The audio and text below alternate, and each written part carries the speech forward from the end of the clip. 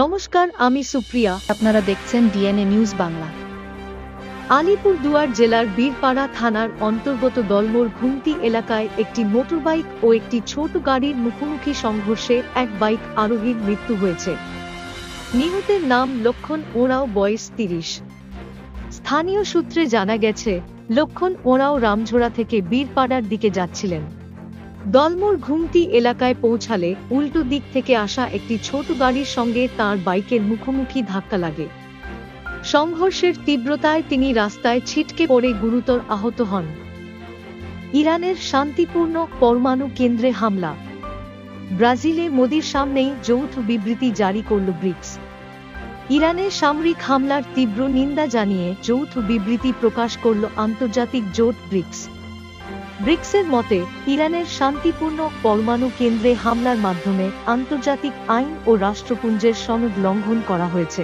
13 June থেকে ইরানের বিরুদ্ধে শুরু হওয়া সামরিক অভিযানকে কেন্দ্র করে এই বিবৃতি প্রকাশিত হয়। যদিও বিবৃতিতে ইসরায়েল ও আমেরিকার নাম সরাসরি উল্লেখ করা হয়নি, তবে স্পষ্টভাবে সেই দিনের হামলার কথা বলা হয়েছে। ওই সময় প্রথমে ইসরায়েল ও পরে আমেরিকা ইরানে হামলা চালায় বলে জানা যায়। ব্রাজিলের রিও ডি জেনেইরোতে আয়োজিত ব্রিক্স সম্মেলনে রবিবার ভাষণ দেন ভারতের প্রধানমন্ত্রী নরেন্দ্র মোদী। তার কিছুক্ষণের মধ্যেই প্রকাশ্যে আসে এই বিবৃতি।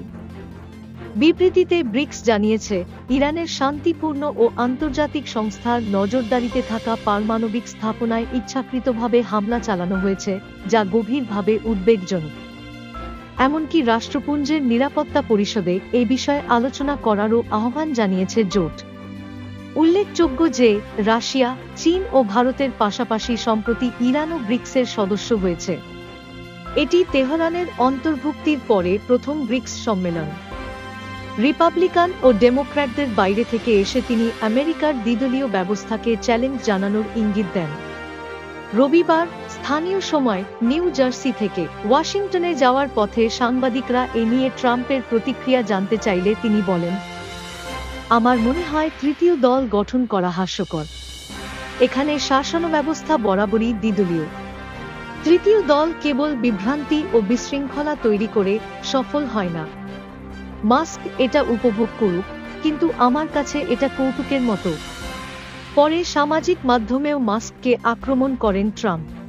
লেখেন, মাস্ক সম্পূর্ণ লাইনের বাইরে চলে গেছেন।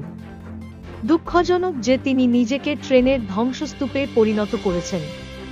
তৃতীয় দল কেবল বিশৃঙ্খলাই সৃষ্টি করে, যা আমরা র্যাডিক্যাল লেফটের কাছেও দেখেছি। ট্রাম্পের এ মন্তব্যে মাস্কের সঙ্গে রিপাবলিকানদের দূরত্ব আরও স্পষ্ট হয়ে উঠল। একসময় ট্রাম্পের ঘনিষ্ঠ সহযোগী ও আর্থিক সহায়ক ছিলেন মাস্ক। নির্বাচনের সময় ট্রাম্পের প্রচারেও তিনি বড় ভূমিকা নেন এবং প্রশাসনে বিশেষ দায়িত্ব পান। তবে পরবর্তীতে ট্রাম্পের কর ও খরচ কমানোর বিল নিয়ে দ্বন্দ্ব শুরু হয়। মাস্কের দাবি, ওই বিল আমেরিকার অর্থনীতি ধ্বংস করবে, যা ট্রাম্প সরাসরি উড়িয়ে দেন। মাস্ক জানিয়েছেন, তার দল 2026 সালের মিডটার্ম ইলেকশনে অংশ নেবে।